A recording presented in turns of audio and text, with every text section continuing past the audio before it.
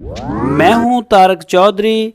DGF livestock channel को subscribe कीजिए और बेल आइकन को प्रेस कीजिए हमारी नई वीडियो को सबसे पहले। अस्सलाम वालेकुम।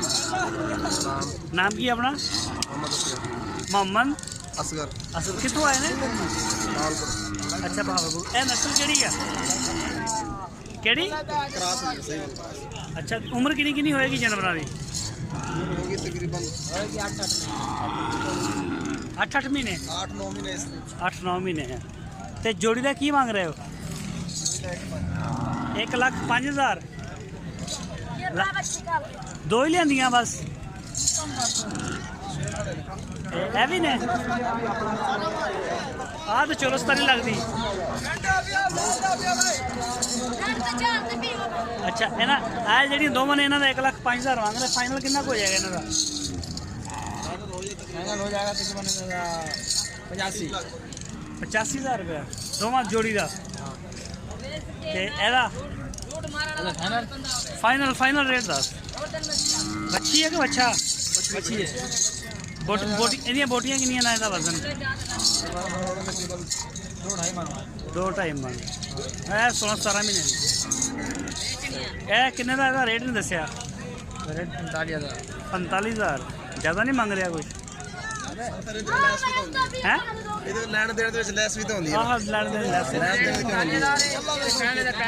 सही प्यारे एदा की मंग रहे जोड़ी का? किन्ना चारां दा? तिना का। और चौथा ताड़ा नहीं है? अच्छा चौथा सैर दिया। तिना का 1,60,000 यानी कि 1,60,000 का मतलब हो गया है 52,000 53,000 रुपया आ रहा। बच्चियां ने नस्ल केड़ी है?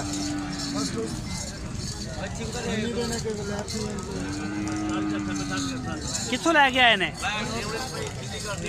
कित्थों लैके आए ने? अच्छा भावलपुर से लैके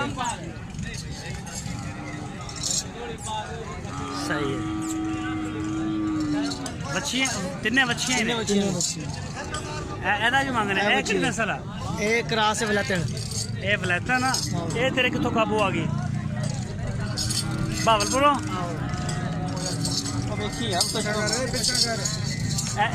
एदा की मंग रहे ना बलैतन का? 42 परे परे परे परे हो जा। एदा लग्या कि 33-34 लग्या। बाबा कि नस्ल है? इत्थों की मुकामी है? घर दी है? घर दी है? कितनी उम्र है इसकी? 1.5 साल की। की मंग रहे हो? 45,000। नहीं दोंदी कितने हुई है?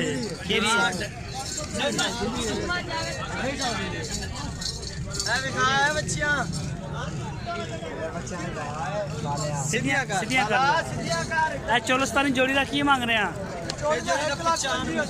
कितना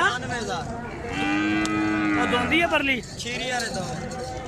1,95,000 मांगता है दोवां का? कला 95 के 1,95,000?